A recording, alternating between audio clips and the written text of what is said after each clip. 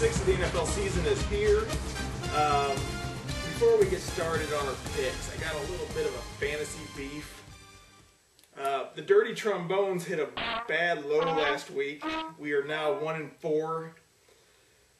Yes. I've got, and that's not even the worst part, I lost to my ex-wife last week. Oh my God, who the hell? I don't know if it could get any worse, but she beat me fair and square.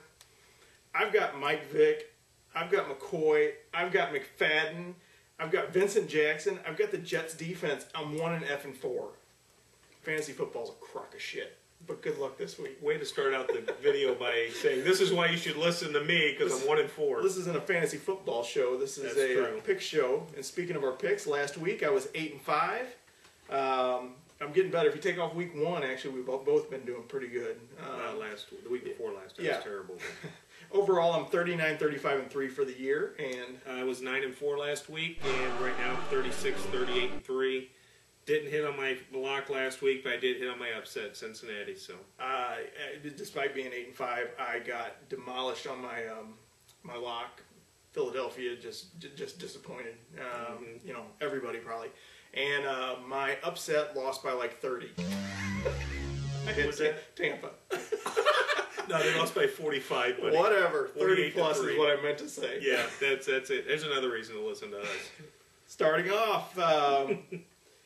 First game on the docket here is my lock of the week. And once again, our St. Louis Rams travel to Green Bay. Green Bay's a 14-point favorite. I went a little stat crazy this week. St. Louis is 5-0 on grass against the spread. And Green Bay is actually 5-1 against the spread. Something's got to give there, but I don't care if they frickin' play this on the surface of the moon. Green Bay all the way.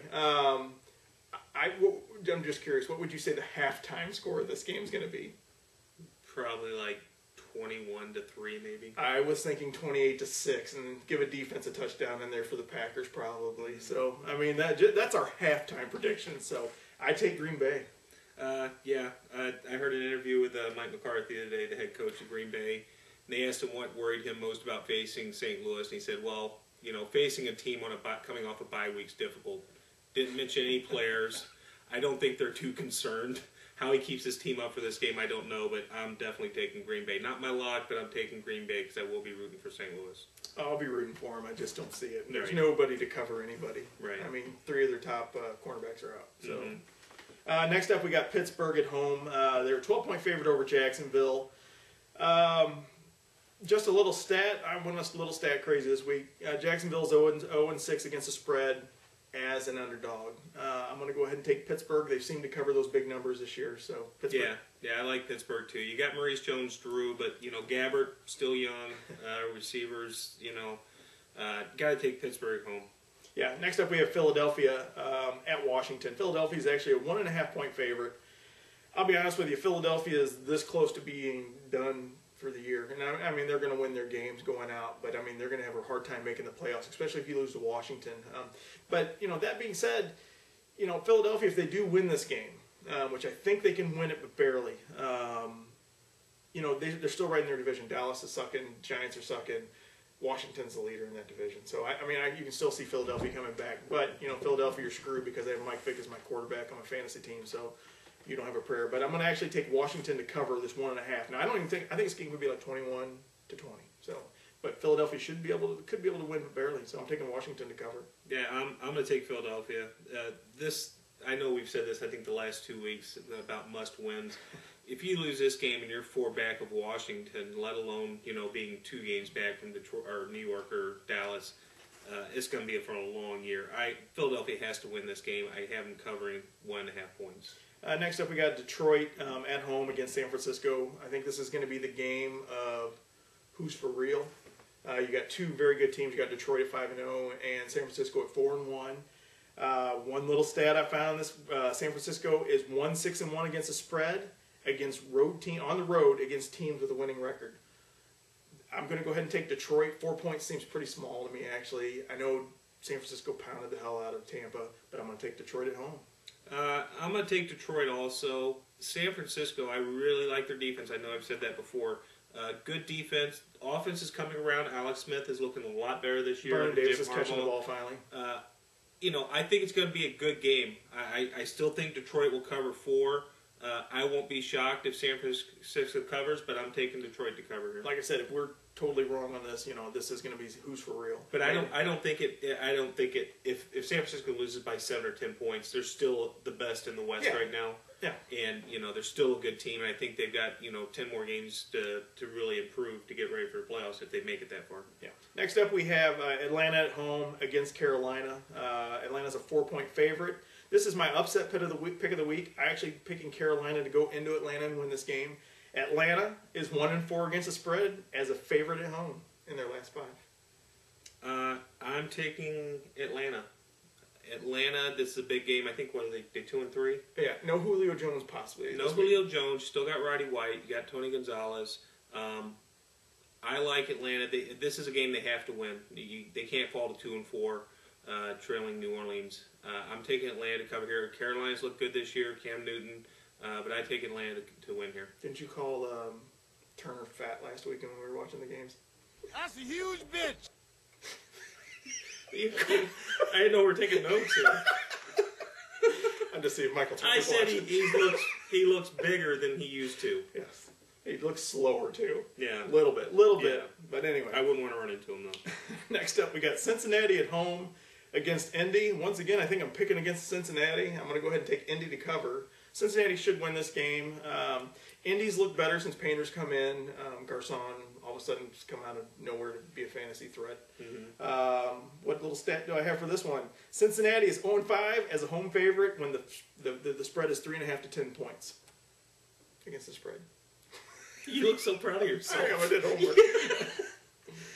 I'm taking Indy also. Last week I did take Cincinnati as my upset pick over Jacksonville.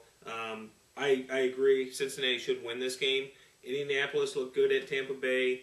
They started out really well against Kansas City. Defense kind of fell apart there at the end. Painter, you can see he's kind of growing into this role. Hopefully, for my team, since one of my teams I have Reggie Wayne, that he'll start distributing the ball a little more. What's your team's name? In our league, I know you're in like 60.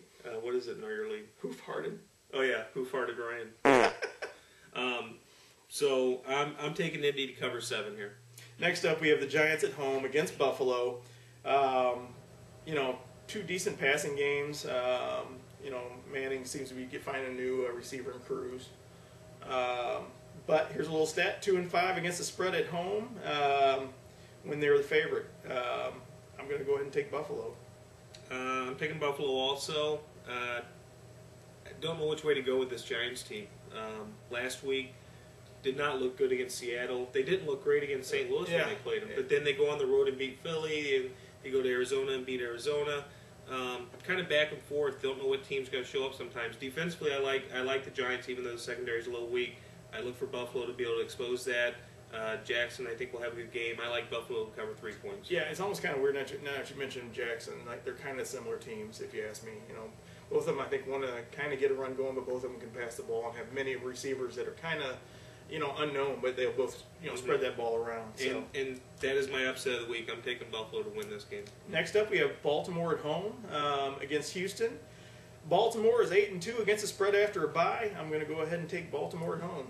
I'm taking Baltimore too. If Andre Johnson's playing, different story. I think he's doubtful. They say, well, it's possible. I don't think he's going to play as of Friday, which today is. I like Baltimore to win here and cover 8 points. Next up, we have Oakland at home. They're 6.5-point favorite over Cleveland.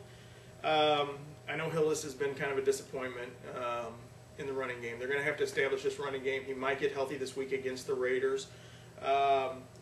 Cleveland is 7-0 as the road underdog when the point spread is 3.5 to 10 points. I'm going to go ahead and take Cleveland to cover, but I think, with the big win in Houston last week, that the Raiders are going to go on a little bit of a roll. I know with Al Davis dying, maybe they find some inspiration in that and really take off. But I'm going to go ahead and take Cleveland to cover this game, but I see Oakland winning it. Just win, baby. And that's what Oakland's going to do here. 6.5 points. I like them at home. They look different than they have. Last year 8-8 didn't make the playoffs, but I like Oakland to win and cover 6.5. Next up, we got New England at home. They're a 6.5-point favorite over the Cowboys. This game could go crazy high in points. Miles Austin is back. You've got Tom Brady, who's got, just 1,000 different receivers, it seems like. Dallas is actually 6-0 as the underdogs in their last 6. I'm going to go ahead and take Dallas to cover, but New England is like 30-something and 0 at home. So, New England should win this game, but I'm going to take Dallas to cover. I'm taking Dallas also. You get Miles Austin back. You get Des Bryant back, hopefully. First time they've been together since game 1. Dallas has still played well without him. As long as Romo doesn't make some big mistakes, which he's prone to do from time to time. New England's defense doesn't look great. Dallas defense, especially the front 7, I think they can do some things. I like Dallas to cover 6.5 here. Yeah, Dallas has got kind of the same problem, I think, as the team that's playing on Monday night, which we'll get into later, is their quarterback. That's their weak link. And I wonder who his name is. We'll get there in a little bit, but next up we have New Orleans traveling to Tampa.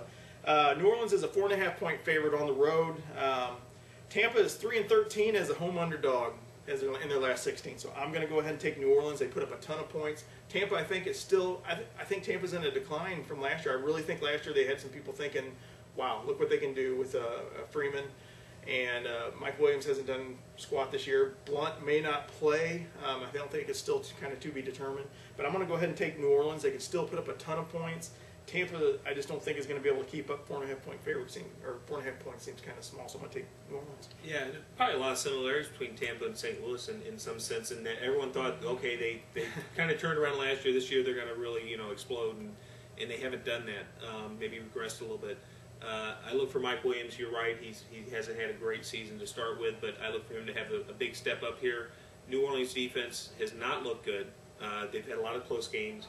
I like Tampa to cover 4.5 at home. It's a division game. I think they'll be up for it. Yeah, I fell into a little trap last week picking up Preston Parker. Hey, going into the next game, we have Chicago at home. 3-point favorite over Minnesota. Minnesota played a really, really good game last week.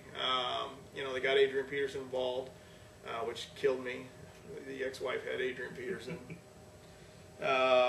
Minnesota's 0-5-1 against the spread versus the NFC North. I'm going to take Chicago. Yeah, I'm taking Chicago also. I think it's going to be a good game. I mean, Minnesota is looking better. If you realistically look at it, other than the second half, Minnesota has not played bad football.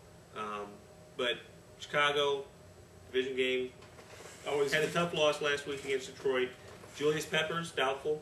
May not play, but I like Chicago to cover home. He is out. I think I did see that. So. Anyway, Monday night, we have the Jets hosting the Dolphins. The Dolphins are in serious trouble. They picked up Matt Moore. They have Matt Moore. They signed Sage Rosenfeld. I think Matt Moore's starting. Yeah, for Matt Moore's starting, yeah. Doesn't matter. I mean, the Jets defense should be able to just shut him down. You got Brandon Marshall running his mouth this week. Play like a beast and get ejected or something like that. He's like, I hope I'm ejected in the second quarter. Mm-hmm. I mean, it's a real bad vibe in Miami right now. Miami's 0-6-1 in their against the spread in their last 7 games. I'm going to go ahead and take the Jets to cover despite their quarterback, Mark Sanchez. Right, yeah. Did you want to go into that now? I think I've done it enough. Okay. I'm taking the Jets. Jets are 2-3. They've got to win this game. I mean, they have to. Sean Green got some touches. I think 23 touches last week. Had over 80 yards. Get him involved a little bit. I look for the Jets to blow this game out. Yeah, look for a touchdown from the defense. I mean, if there's any much of a layup on the schedule, it's right there. So. Right. That's it for this week. We'll see how we did Sunday. Can't wait. The cat was supposed to jump up when I picked the Panthers. He missed his cue. My bad. Our Cardinals are playing here in about 30 minutes. Go Cardinals. I tell you what, I really hope they win this game. It'll set them up. I think the Cardinals, when they win Game 5, have moved on to the next round. Go Jaime. Go Cardinals. Take care. See you guys.